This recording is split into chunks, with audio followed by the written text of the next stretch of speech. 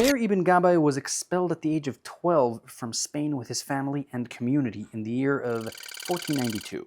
Yet he became a famous mystic and wrote the book Avodas Hakodesh. He writes that the infinite, which is truly infinite, must also indeed have the ability to act and relate with the limited and the mortal, because otherwise we diminish his wholesomeness. Most people can understand this, but now the question becomes, if the infinite does have the ability to act in the finite, to do something which isn't part of its abilities already, it sounds impossible. If there is the ability to do that, then it's part of the infinite sum of abilities. The way we depicted it in the animation makes it look like on one hand it is in the infinite, but then on the other it's not. This is all a matter of great debate, so great that no clear solution has been provided to this very day. Some clarity has been presented though, but first let's go through the arguments. On one hand we have Maimonides, a famous medieval doctor and philosopher. He lived in the 1100s and moved several times in his life between Cordoba, now in Spain, and Morocco and Egypt. At some point, he was the personal physician of Saladin. He describes the infinite source and core of all reality as a conscious and knowledgeable being which controls everything through its knowledge, who knows itself from within its own infinity and is unified in an internal singularity with its own knowledge. Does that make any sense? Well, if it didn't, that's fine, because the author himself proclaims that it's something which is beyond our human comprehension.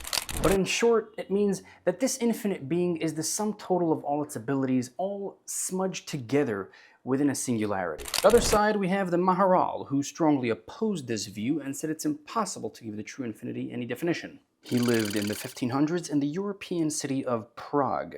Also known for his knowledge in philosophy, astronomy, and mysticism, the story which is told about him that he created a man from dust. But that's not for now, because he said that the infinite core and source of all of reality cannot even be a singularity, which is made out of definitions. In other words, not knowledge or consciousness. Instead, he is the creation of these definitions and completely beyond these.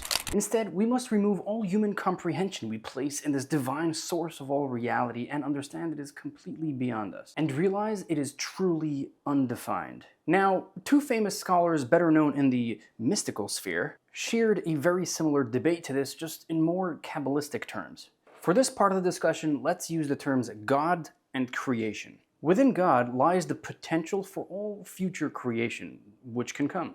The great Kabbalist Yehuda Chayet, which was famously known in Italy, was actually born in Spain but was expelled in the 1490s, in the same expulsion of Meir Ibn Gabay, which we've mentioned at the beginning of this video. He wrote an interpretation on a book called The Godly System, Ma'areches Halikus, and later became very famous. He actually had a pretty hard life. His wife passed away from starvation right in front of his eyes and was taken into captivity, kidnapped, twice, until he was freed and came to Italy. But before we get too carried away with his life story, this book, which he wrote his interpretation on and became very famous, takes the side of Maimonides, which we've mentioned before. He writes that the potential for all of reality, which is later to come, is already and unified within the singularity of the infinite godliness. This is clearly the opinion of Maimonides, which we've mentioned before. This explains how everything is within God, because if you would say that God created the definitions before he created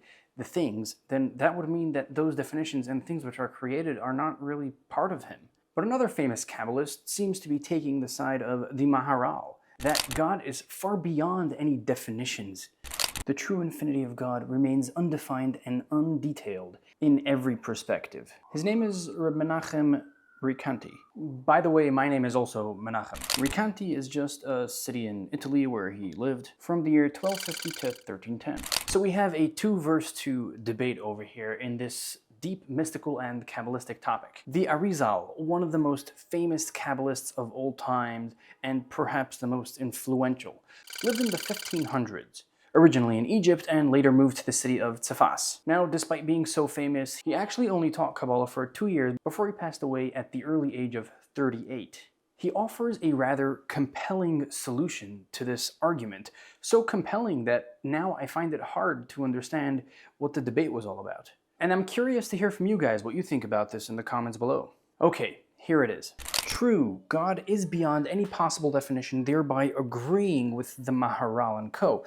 But God created definitions with which he operates everything, yet these definitions are 100% nullified to God's infinity and are unified within him in the form of a singularity. Like Maimonides and co. argued, God himself is totally beyond these definitions, and they are merely a creation of his. Did you get that?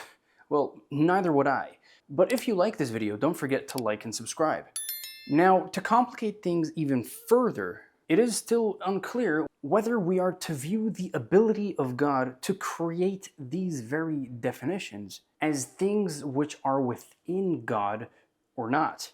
This becomes clear from the teachings of the Alter Rebbe, who burned his house down before escaping Napoleon's attack on Tsarist Russia in the year of 1812.